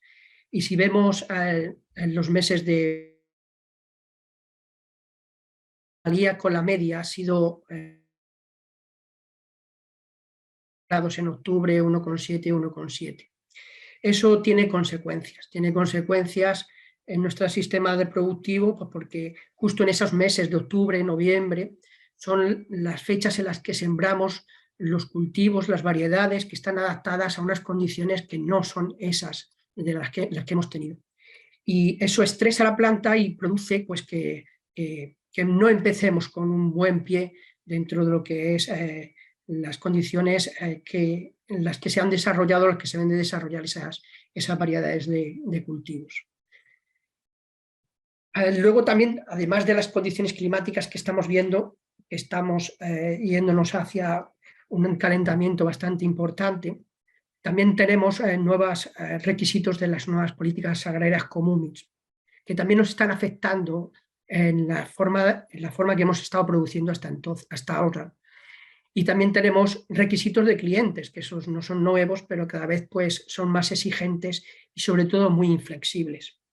Así tenemos, por ejemplo, que dentro de la nueva PAC, que nos afecta a todo el mundo, pues que en los próximos 10 años, ya quizás menos, 8 años, se tiene que reducir el uso de plaguicidas químicos en un 50%. Igual eso es bastante importante a la hora de intentar pues, saber cómo podemos pérdida de soluciones o también una reducción de productos fitosanitarios.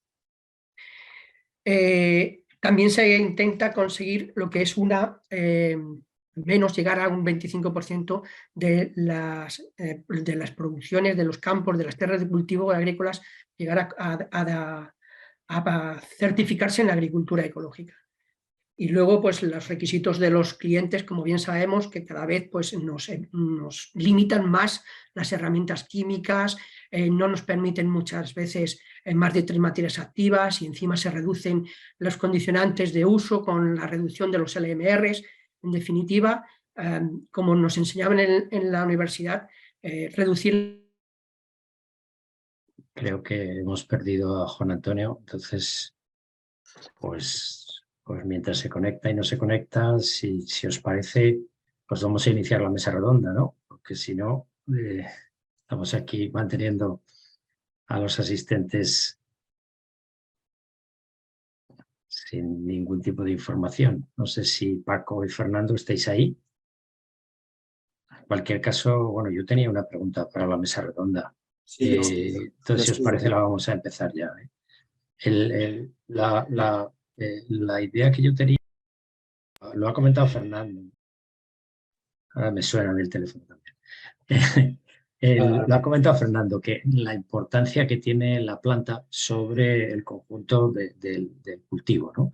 Decía que el 70%, entre el 50 y el 70% de lo que es el cultivo lo hace la calidad de la planta. Pero a mí me gustaría que cada uno desde vuestra perspectiva concretaseis un poquito más, ¿no? ¿Cuáles son los puntos críticos de la semilla de cara a una correcta implantación del cultivo y un cultivo que desde el punto de vista del agricultor genere un producto de calidad, un producto homogéneo? Desde cada una de vuestras perspectivas, ¿cuáles son los 2 o 3 puntos críticos?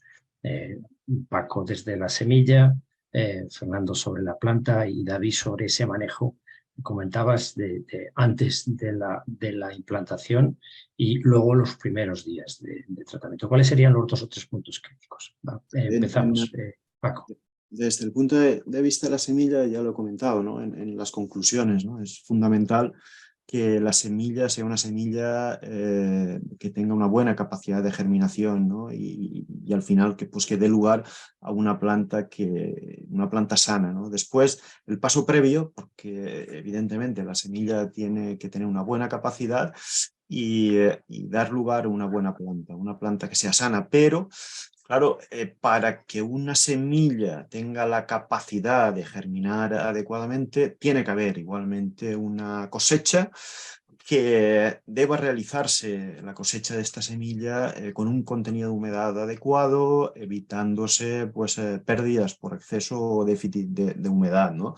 Entonces, los controles que estábamos un poco comentando también, esos factores externos, internos, que afectan a la propia calidad de la semilla, nos van a condicionar finalmente el que obtengamos una buena plántula. En los últimos años, Fernando yo creo que puede dar fe de ello. Yo recuerdo que hace unos 20-25 años el porcentaje de germinación con el que habitualmente trabajábamos en los semilleros difícilmente pasaba del 95%.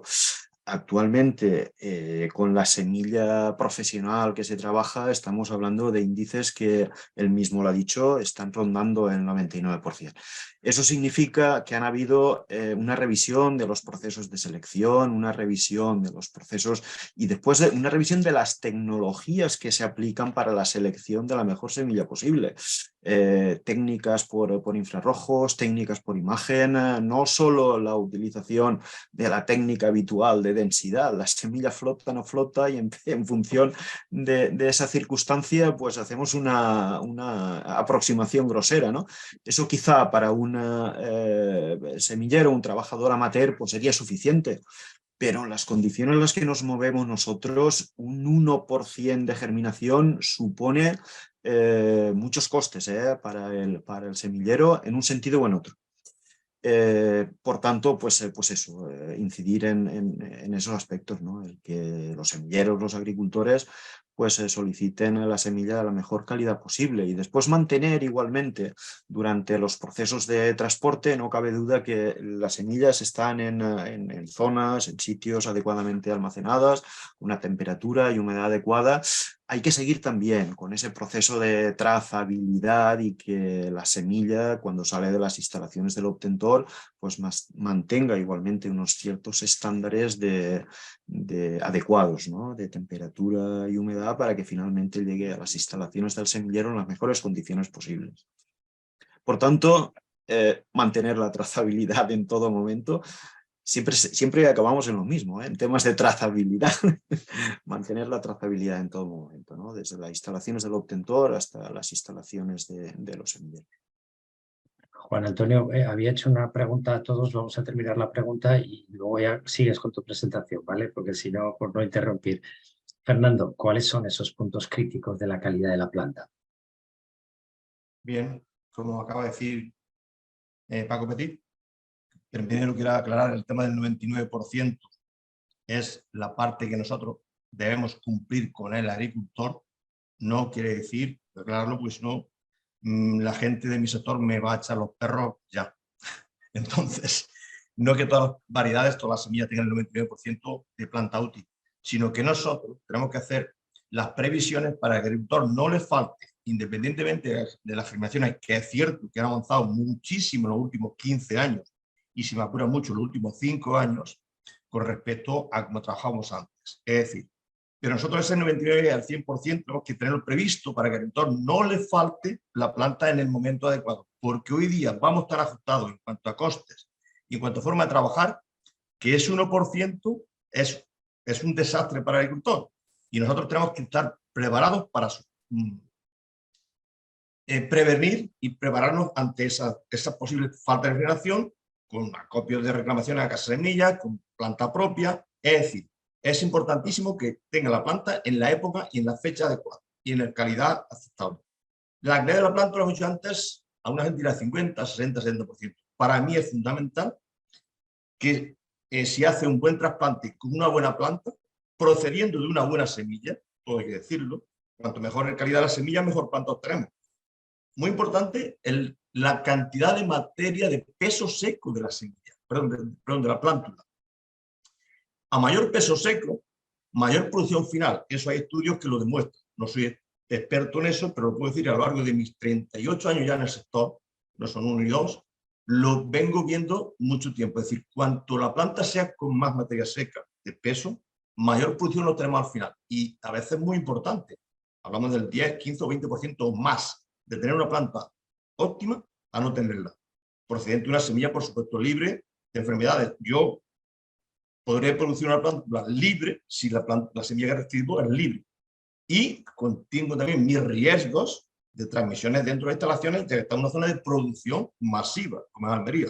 Por lo cual tenemos que protegernos previamente con métodos preventivos, métodos barreras y un protocolo muy exhaustivo de tratamiento y prevención para que no le llegue al agricultor, sino eliminarlo. Y de hecho, actualmente somos los propios semilleros los que nos estamos autocontrolando con la instalación del plan eficaz y la última regulación de producción de plantas.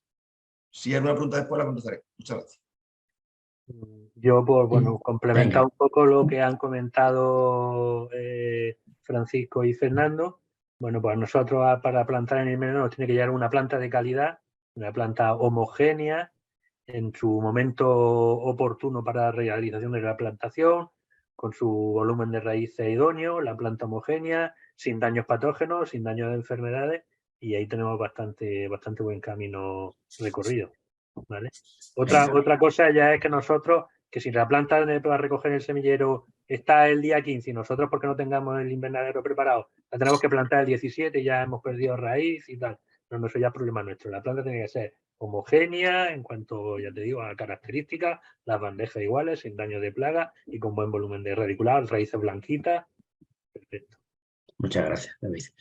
Vamos, Juan Antonio, vamos a ver si hay problemas ahora con la presentación, pues nos lo cuentas sin PowerPoint, porque yo creo que ha habido momentos que se cortaba el sonido y yo creo que es porque estaremos compartiendo todo. Quita el vídeo a ver si así quitamos también un poquito de interferencia y vamos a intentarlo. Venga, gracias. Prefiero intentarlo ahora con el vídeo porque es importante y si no, pues quitaría el vídeo. Me comentas, cortas, ¿vale? Perfecto, gracias. Bueno, herramientas químicas, voy a ir lo más rápido posible porque, y perdón, disculpen por toda esta interrupción, nunca me ha pasado y justo que hoy más importante no tengo internet. Como pueden ver en la gráfica, también estamos viendo que hay una reducción sistemática en los últimos 5 años de herramientas químicas que disponemos. Esto es una valoración de productos fitosanitarios que han ido perdiendo el registro y los que han ido dando de alta. Y como vemos, el balance es que tenemos cada vez menos herramientas químicas. Resumiendo, pues estamos fastidiados con mantener un poco la forma de producir que hemos tenido hasta ahora. Entonces, ¿cómo podemos empezar con buen pie? Y si empezamos con buen pie, tenemos la posibilidad de terminar lo que son los cultivos pues, conforme a lo previsto. Pues tenemos que hacer un cambio de mentalidad. Tenemos que hacer un cambio de mentalidad de lo que ahora hemos estado haciendo. Entonces tenemos que buscar o tenemos que adaptar también variedades adaptadas a las nuevas condiciones de más calor y menos agua. Quizás las casas de semillas, ahí también podrá comentar Paco, que se están buscando casas de semillas que necesiten menos requerimientos hídricos para sus producciones que las que hasta ahora se han estado vendiendo, con el fin de reducir la huella hídrica, a pesar de que en Almería pues el tema de la huella hídrica la verdad que lo tenemos bastante controlado. Una gestión integrada de plagas desde el semillero, eso lo tenemos también todos claro. La biodiversidad interior y exterior, el control biológico por conservación, creo que es ya una realidad y que debe ser una realidad casi en la mayor parte de la producción aquí en Almería. Y un uso racional de control químico, con el tema de las compatibilidades con la base de todo lo que es el control biológico por conservación. Entonces, tenemos que trabajar la biodiversidad, una biodiversidad funcional, no necesitamos que cualquier planta, poner cualquier planta dentro del invernadero o fuera del invernadero, sino que tenga una funcionalidad con el fin de facilitar lo que es el control de plagas y enfermedades. Tenemos que distinguir entre la biodiversidad exterior y la biodiversidad interior. En la biodiversidad exterior lo que se intentan es diseñar corredores verdes permanentes con especies vegetales autóctonas, que son las que mejor se adaptan a nuestro clima, a nuestras condiciones, y comportes diversos con el fin de buscar protección de especies de insectos o pequeños roedores y demás. Y un escalonamiento de la floración con el fin de tener flores todo el año, ya que lo que buscamos es un control, un entorno favorable para la instalación de estos insectos auxiliares que nos van a favorecer el control de plagas. Y sobre todo también una diversidad de especies y familias. No podemos meter biodiversidad exterior y poner un monocultivo de palmera o de adelfa, sino que tiene que haber una diversificación de especies. Interconectar los cultivos con los agrosistemas. Debemos de conseguir aproximadamente un 10 y un 15% sería lo ideal en la superficie de biodiversidad. Conectar el interior con el exterior, a pesar de que en los invernaderos intentamos o se busca una hermeticidad en la hermeticidad mayor posible, también eso tiene consecuencias en la ventilación, la importancia de la ventilación, las concentraciones de CO2 que podemos tener o los problemas fitosanitarios de enfermedades por hongos y demás. Necesitamos ventilar y eso pues, también nos traen insectos. La biodiversidad interior, las plantas reservorio, pues es importante. Normalmente las plantas son plantas herbáceas, normalmente a diferencia con la biodiversidad exterior, esta es una biodiversidad que tenemos durante toda la campaña y debemos de intensificar esa biodiversidad interior con el fin de conectar con la del exterior, con el número de especies en superficie de ocupación. Entendemos que puede ser un 7% mínimo la superficie de biodiversidad interior con el fin de conseguir un entorno favorable para la instalación de insectos auxiliares. Cuando los agricultores empezaron con el control biológico, un control biológico no de conservación, sino de inundación, pues la estrategia era muy diferente. Ahora buscamos un entorno para que favorezca esa dinámica de poblaciones y podamos instalar los insectos desde muy temprano. Asociación de cereales, es decir, los agricultores dicen estoy haciendo control biológico, pero solo se dedican a meter cereal con el fin de facilitar lo que son los parasitoides. Está bien, pero no es suficiente.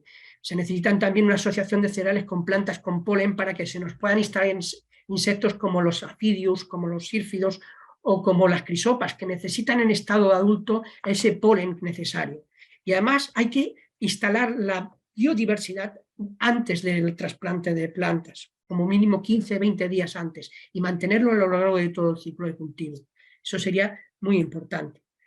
Cereales, no solamente un par de plantitas o unos cerealinios, unos 300 metros lineales por hectárea pueden ser interesantes. En zonas que se busque la protección contra depredadores o si tenemos que hacer algún tratamiento químico que podamos protegerlos, con el fin de tenerlos activos lo antes posible.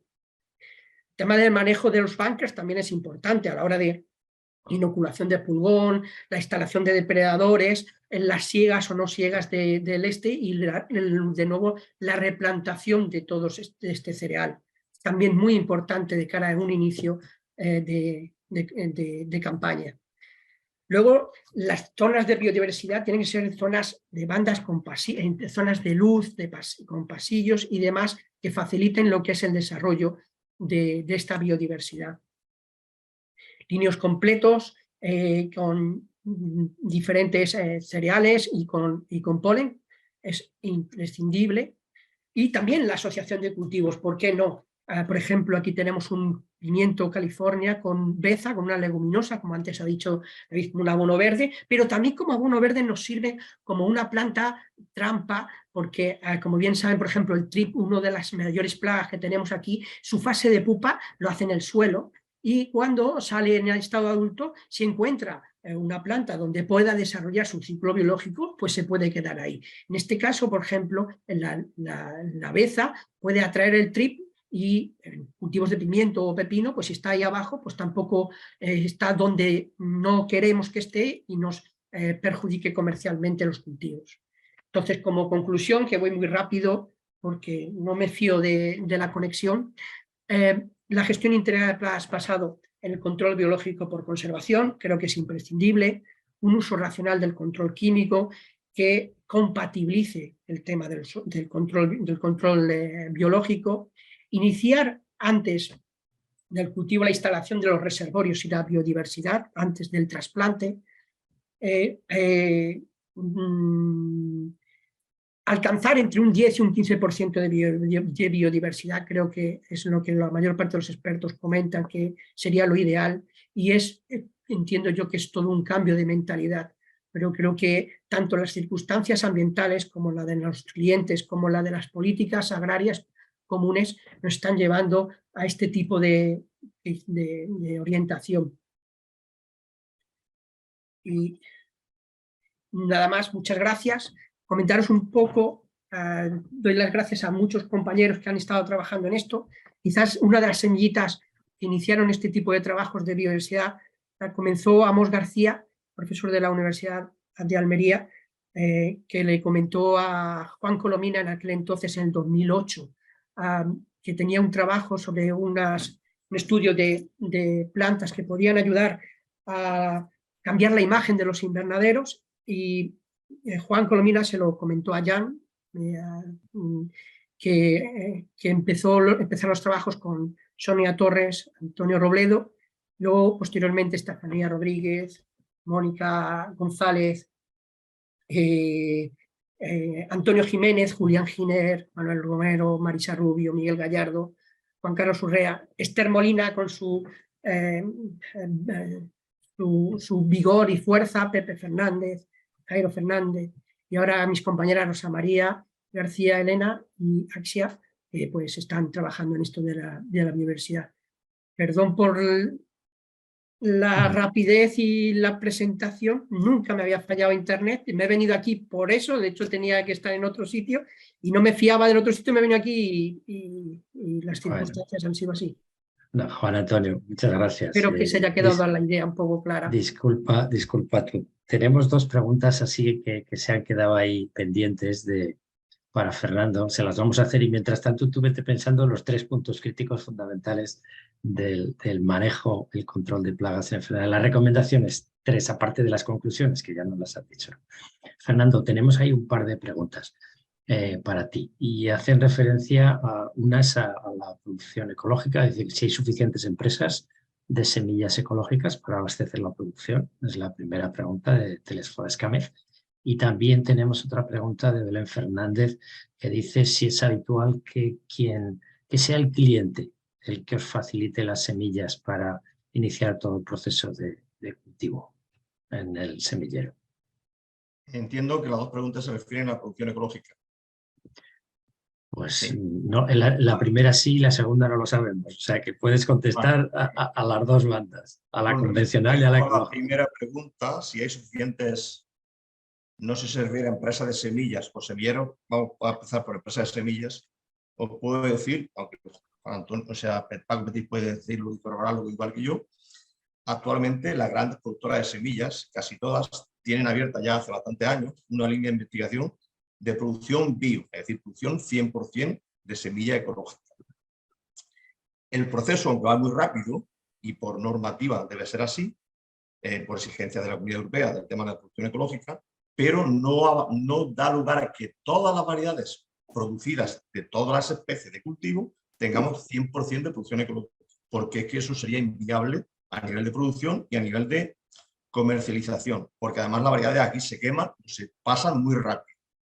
Primero, si tuvieras producción ecológica, por ejemplo, hablando de pimiento, hace unos años, aunque existiesen, fuesen ecológicas, actualmente, si no tienen resistencia a ceniza, no son variedades que se vayan a poner comercialmente, porque actualmente las plagas y enfermedades avanzan también rápido, y ahora mismo el pimiento tienes con ceniza o prácticamente esa variedad está ya descatalogada, porque es una enfermedad muy importante. Por otro lado, las ciertas resistencias de las plantas también hacen que no se vaya tan rápido en la producción de semillas ecológicas. En cuanto a semilleros, sí que existen la mayoría de las empresas, aunque nosotros fuimos pioneros cuando yo inicié esta empresa nueva de Noviplan en el año 2011, yo ya inicié casi con el 50% de producción ecológica porque veía que el futuro de producción venía por ahí. Y semilleros sí que existen actualmente en Almería para producir la cantidad que se demanda de plántulas de producción ecológica. 100% ecológica. ¿Por qué digo 100% ecológica? Porque si mantenemos todas las producciones en invernaderos aislados, con todos los sistemas de producción debidamente certificados, aseguramos que tenemos el 100%, no tenemos contaminación cruzada. Y ojo que últimamente las inspecciones o los controles de las entidades de certificación son bastante importantes y o pasas en la criba o te quitan el certificado, con lo cual no puedes producir. Es decir, si no estamos, tenemos que estar, porque la demanda está y existe, aunque el mercado también demanda la producción ecológica a unos niveles de calidad cada vez mayor. Con respecto a la segunda pregunta, no recuerdo bien cuál era. Sí, era que sí, que si algún cliente os entrega la semilla para que Vale, se sí. El tema normalmente, como las variedades dependen de la época de cultivo, las zonas de cultivo, y las cooperativas o grupos comercializadores tienen prioridades por especialidades, por ciertos productos que se adapten más a su zona de producción en cuanto a calidad y cantidad, digamos, de producción, normalmente el cliente, si no trae las semillas, nos pide a los semilleros que nosotros pongamos ciertas variedades. Pero la última palabra, la decisión la tiene el productor, llámese cooperativas o llámese productor individual. Nosotros solamente somos una empresa de servicios que ejecutamos la demanda que nos exige el productor. Muy bien, muchas gracias. Juan Antonio, hay un comentario ahí que hace referencia a la instalación de plantas, al intercalado de plantas auxiliares, que también es interesante para los Yamato. No sé si quieres comentar algo y dinos un poco ya para ir acabando, cuáles serían los puntos críticos que tú consideras importantes, además de los que has dicho en las conclusiones, en cuanto a la protección frente a plagas y enfermedades en esos primeros momentos en las labores preparatorias. Yo lo resumiría en la prevención es el adelanto de lo que es la siembra de la biodiversidad, para comenzar lo antes posible, para tenerla activa lo antes posible. La intensidad de esa biodiversidad, no solamente hay que poner una lobularia aquí y otra a 5 metros, sino que tenemos que trabajar con bastantes especies, distintas familias, trabajar con cereales, trabajar con plantas, con flor, para que no solamente basemos la lucha contra las plagas con parasitoides, sino que trabajemos con todas las herramientas disponibles de control biológico, con depredadores, que son muy importantes, porque si no, en momentos puntuales, como puede ser el momento muy complicado, que es el inicio del cultivo, no vamos con solamente parasitoides no vamos a poder controlar, sobre todo una plaga tan importante como el pulgón. Nos han quitado muchas materias activas, el plenum, pues ahora se nos va la bametina, se nos han ido muchísimas y las pocas que nos quedan probablemente tengan una resistencia bastante importante a las plagas que tenemos y no nos cabe otra que buscar soluciones. Y como vemos, las políticas no son las de ampliar las materias activas, aunque aparezcan, e incluso hay alguna materia activa que puede ser interesante, pero que los clientes no nos dejan de utilizarla. Entonces, ¿qué le proponemos a los agricultores? La única propuesta es la intensidad y el adelanto de esa biodiversidad, que sabemos que funciona. Y eso incluye a los invernaderos, o sea, a los semilleros. Los semilleros también están en la misma tesitura, el mismo problema. No tienen herramientas químicas, ni para convencional ni para ecológico. Estamos hablando en líneas generales. Y ese es el problema que tenemos a día de hoy. Juan Antonio, hay un par de preguntas también para ti. Dicen, ¿qué especies se utilizarían para favorecer biodiversidad en el interior del invernadero? Has dicho algo, pero pues amplía un poquito más, y también si se pueden utilizar al exterior. Se están utilizando lobularia, se está utilizando maíz, se está utilizando girasoles, se está utilizando a ver qué más, cualquier cereales, se están utilizando la siempre viva, el limonium, se está utilizando la miles rama, se está utilizando manzanilla. Son plantas que se desarrollan bien dentro del invernadero y que nos van a favorecer todo este tipo de necesidades que tenemos para que los insectos auxiliares se instalen y no tengamos que estar continuamente haciendo sueltas. También tener en cuenta el tema de la dinámica de población es muy importante, saber evaluar, saber esperar y saber ver si controlan o no controlan lo que son los insectos plaga. En definitiva, esas son las especies que dentro del invernadero se están plantando. Muy bien. Bueno, pues yo creo que nos vamos yendo ya de la hora. Tampoco me apetece que sigamos aquí extendiendo la duración de la reunión más allá de lo que teníamos previsto. Hay más preguntas, por tanto, yo con esta respuesta o esta ampliación de la respuesta que nos ha trasladado Juan Antonio, daría por concluida la sesión. Agradeceros a los cuatro vuestra presencia y vuestra participación en nombre otra vez de COESPAL, Cajamar, Hispatec y la Universidad de Almería. Agradecer a Francisco Petit de GESLIBE, a Fernando de la Torre de Aseor, a David Meca de la Fundación Cajamar y a Juan Antonio Sánchez de Proyecto Ingenio, su esfuerzo y su tiempo por acompañarnos, y a todos vosotros agradeceros también que nos hayáis acompañado, y os pedimos disculpas por esos pequeños problemillas que hemos tenido, que no son tampoco excesivos. Juan Antonio, no te preocupes, al final el mensaje está lanzado. Me ha quedado claro que podemos dedicar otra sesión específicamente a estos temas y que ahí seguro que va a ser interesante para muchos de nuestros asistentes. Nada más, también agradecer a Elena Gómez, que es la que está detrás y no aparece en la imagen, pero es la que está manejando todas las cuestiones técnicas, y nada más, hasta la siguiente, que será pues de aquí a un mes y medio, 2 meses. Muchas gracias y buenas tardes.